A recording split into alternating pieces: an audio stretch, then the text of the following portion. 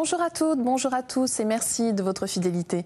C'est avec une grande joie que nous vous retrouvons ce dimanche matin pour la suite du documentaire consacré à Maître Dogen, ce moine du XIIIe siècle, fondateur du bouddhisme Zen Soto au Japon. Nous avons découvert la semaine dernière sa biographie et le début de l'analyse de sa pensée à travers l'œuvre majeure qu'il nous a laissée, le Shobo Genzo, que l'on peut traduire par la vraie loi, trésor de l'œil. Nous poursuivons aujourd'hui notre cheminement dans ses enseignements, notamment sur l'éveil et la pratique de Zazen, à travers ce que nous en disent les pratiquants réunis au temple zen de la Gendronnière. Dogen, un maître pour aujourd'hui, un documentaire de Michel Bollez.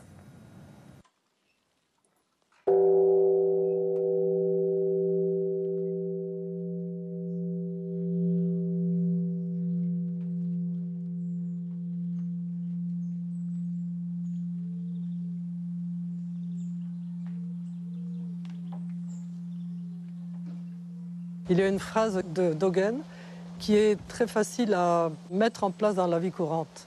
Il dit « Zazen, c'est s'étudier soi-même. S'étudier soi-même pour se connaître soi-même. Se connaître soi-même pour s'oublier soi-même. Parce que quand on s'oublie de soi-même, on se reconnaît dans toutes les existences. » Et je crois que ce qui paraît... C'est marrant, la première fois que j'avais entendu cette phrase, ça m'a paru même banal. Mais après, à chaque fois que je l'entends, à chaque fois que je la lis, il y a comme une nouvelle interprétation que je peux faire et qui est vraiment d'une grande nécessité, je dirais, non pas simplement utilité pour la vie moderne.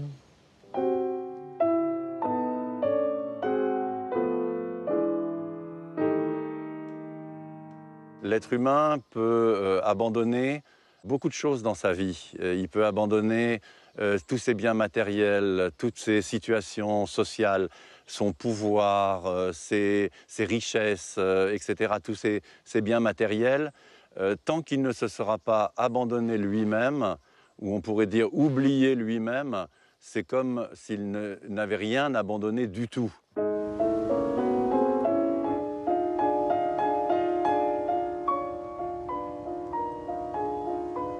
C'est une illusion de pratiquer et de certifier toutes les existences avec sa conscience personnelle.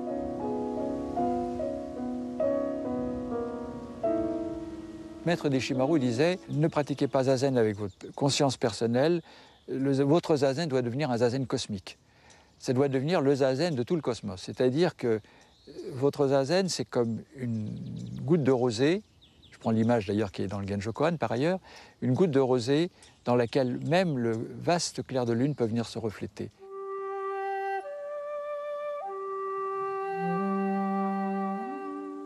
Dans le zazen de quelqu'un, dans la méditation de quelqu'un en zazen, c'est tout le cosmos qui est associé à cette méditation, sans séparation. Donc ce n'est pas quelque chose de personnel, ce n'est pas quelque chose de limité. Et c'est ça que signifie cette phrase.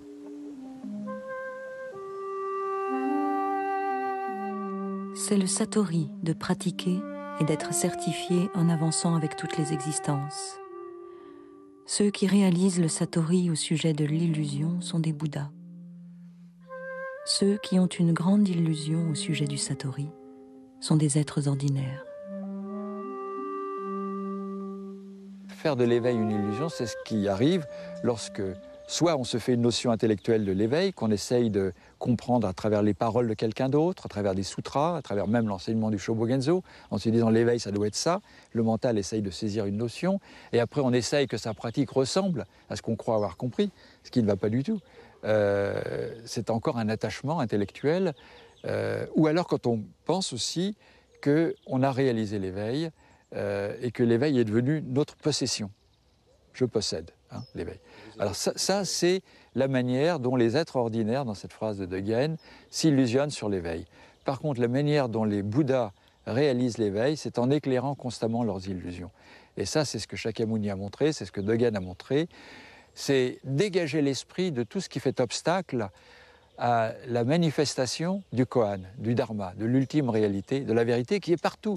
Mais pour arriver à être réceptif à cette ultime réalité, il faut se dépouiller de tout ce qui fait illusion, de tout ce qui empêche de la voir.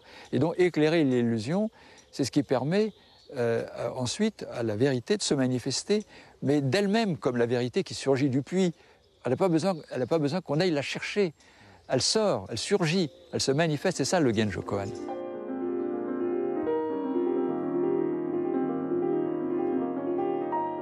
De plus, il y a des êtres qui obtiennent le Satori au-delà du Satori, et d'autres qui créent de l'illusion à l'intérieur de leurs illusions.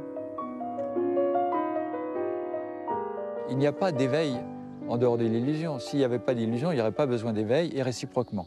Donc, c'est effectivement, les deux notions sont totalement interdépendantes. Et donc, ne vouloir garder que l'éveil et rejeter complètement l'illusion, c'est se méprendre. C'est risquer de faire de l'éveil, de nouveau, une illusion. C'est pour ça qu'il faut constamment renouveler notre pratique d'éveil au sujet de l'illusion. Et ça, c'est ce qui est extrêmement précieux dans les conseils de Dogen, et notamment dans le Genjo Koan. C'est une invitation à continuer cette démarche d'éclairer l'illusion jour après jour, instant après instant, tout au long de notre vie. Et c'est ça, la démarche de l'éveil. S'éveiller de l'illusion constamment, en ne croyant jamais qu'on en a définitivement fini avec l'illusion. Ça serait extrêmement dangereux de croire ça. Et c'est ça la pratique sans fin.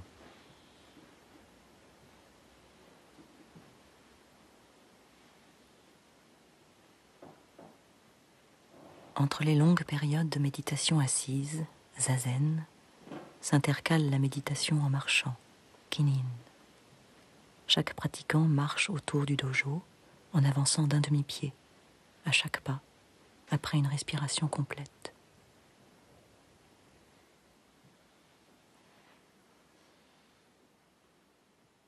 Dogen a cette phrase merveilleuse, il dit « Une sangha, c'est un lieu où on peut rencontrer des gens ordinairement difficiles à rencontrer, de milieux sociaux, de pays, mais parfois on est à des années-lumière. Mais il y a une chose qui nous unit.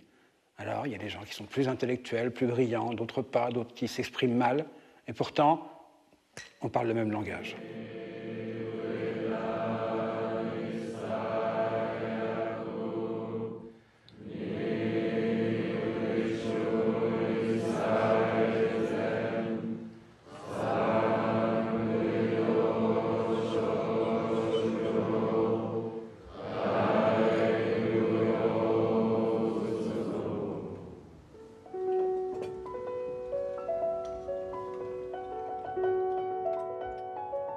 Quand un homme part en bateau et se retourne pour regarder le rivage, il commettra l'erreur de croire que c'est le rivage qui bouge.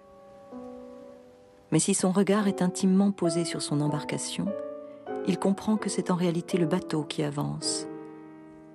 De même, quand une personne essaye de comprendre la nature des phénomènes à travers une conception confuse de son propre corps et de son esprit, elle pense à tort que son esprit et sa nature propre sont permanents.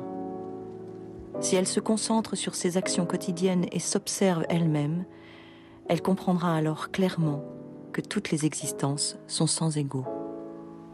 Sans arrêt, le corps et l'esprit changent. Et percevoir cela est fondamental parce que c'est ce qui va nous permettre de nous détacher de cet égocentrisme qui consiste à croire que nous sommes le centre du monde, tous les phénomènes changent, mais nous restons toujours le même. Et donc, prendre conscience de l'impermanence et l'accepter, je crois que c'est un aspect essentiel de l'enseignement du Bouddha.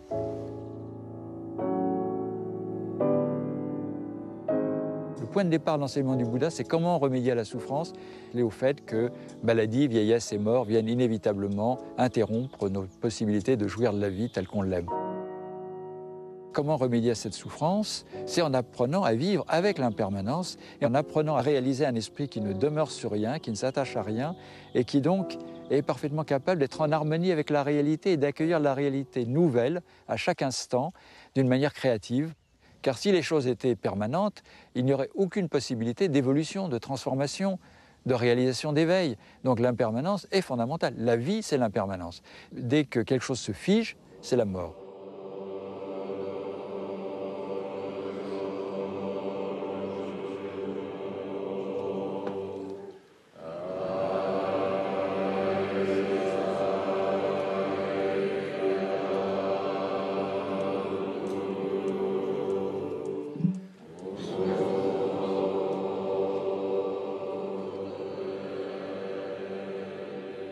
En regardant le moine mettre le kessa sur sa tête, Dogen fondit en larmes. Le kesa, c'est le vêtement du Bouddha. Le maître Dogen, dans le Shobogenzo, parle du kesa quand il est allé en Chine et qu'il a justement entendu tous les moines chanter ce sutra le matin. Et il a été très ému. Il a même pris à cet instant la décision ensuite de transmettre ce kesa, de transmettre vraiment le véritable enseignement du Bouddha. Et dans notre vie quotidienne d'ici, il y a tout ça. Il y a exactement la même chose. Et ça, c'est la pratique. C'est à travers la pratique que je suis rentrée petit à petit dans le monde du Shobogenzo. Ça me rappelle qu'en fait, c'est pas moi qui lis le Shobogenzo, sinon c'est le Shobogenzo qui me prend à moi et n'importe quelle personne qui pratique. Lui, il existe avant, et puis nous, petit à petit, on rentre dans cet univers qui n'est pas notre monde personnel, c'est quelque chose de plus grand.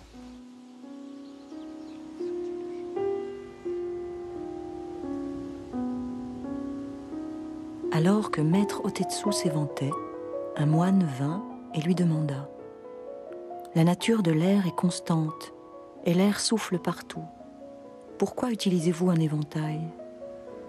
Le maître répondit « Vous comprenez seulement que la nature de l'air est constante, mais vous ne comprenez pas le principe qui le fait souffler partout. » Le moine dit « Quel est le principe qui le fait souffler partout ?» Le maître continua simplement à s'éventer. Le moine comprit et se prosterna. Dans cette métaphore, l'éventail signifie la pratique et l'air symbolise la nature de Bouddha. Donc comment faire pour que la nature de Bouddha ne reste pas une abstraction, ne reste pas une virtualité, mais soit réellement quelque chose qui nous rafraîchit, qui nous fait du bien, qui nous fait vivre en harmonie avec la réalité, qui nous rend heureux, libres et nous permet de vivre vraiment d'une manière authentique. Au-delà de tout ce qui cause nos souffrances, eh bien, c'est la pratique. Et finalement, l'essence du Shobogenzo et de l'enseignement du Bouddha, c'est s'éventer avec l'éventail et c'est la prosternation du moine. Dans ces deux gestes-là, c'est ce qui transforme tout ce qu'il y a de plus souillé dans notre vie en or. Donc, à partir de la pratique, tout devient merveilleux, tout devient source de richesse.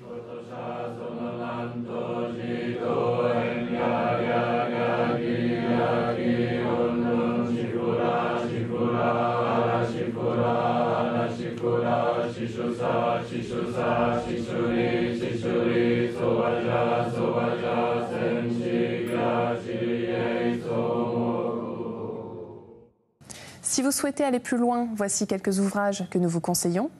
Tout d'abord, le tome 3 du Shobogenzo, La vraie loi trésor de l'œil de Maître Dogen, traduit et annoté par Yoko Orimo, publié aux éditions Sully.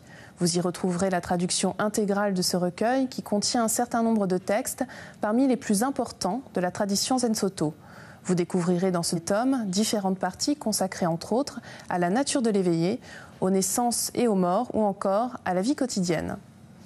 De Roland Reich, aux origines du Zen-Soto, aux éditions Yunoku Zen. Vous pourrez y découvrir l'histoire du Zen, mais aussi comment en faire ressortir l'essence dans notre vie de tous les jours, à travers l'histoire de Maître Tozan et de ses successeurs, grâce à qui le courant amorcé par Maître Sekito prend la forme de ce qui va devenir le Zen-Soto. C'est la fin de notre émission. Vous pouvez voir et revoir justement cette émission pendant toute une semaine sur le site internet de France 2, rubrique Tous les programmes et Chemin de la foi. Merci à tous de votre fidélité. Je vous souhaite une très belle journée, une très belle semaine. À dimanche prochain.